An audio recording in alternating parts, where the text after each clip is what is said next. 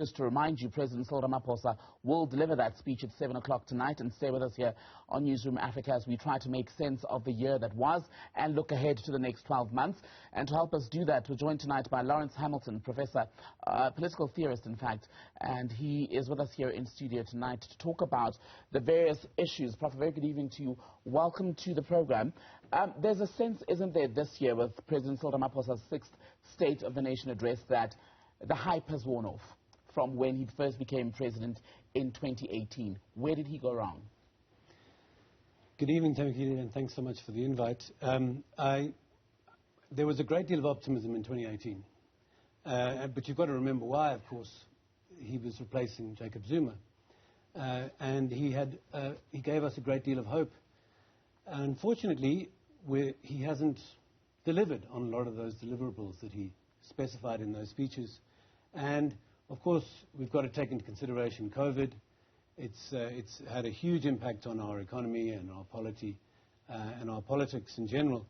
But unfortunately, Cyril Ramaphosa has not delivered on some of the most important crises that we face. Our energy crisis, our corruption crisis, and most importantly, our incredible unemployment crisis. And I think this evening we've got to see some plans of action, some clear plans of action, and some dates of delivery that can deliver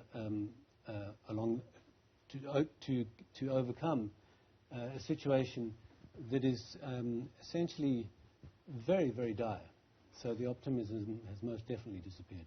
I wonder how much of the disappointment has to do with the fact that the hope was built on the legacy, the history of another president, and how wonky that was as a basis to begin with.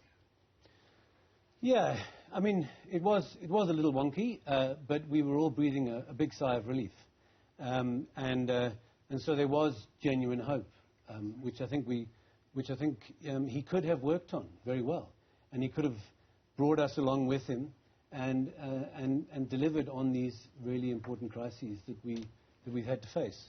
Sure, COVID kicked in 2 years later, but we haven't seen many of those projects even begin. What was he doing between 2018 and 2020? It's been difficult. The economy's been in free fall, -7% growth since the start of COVID.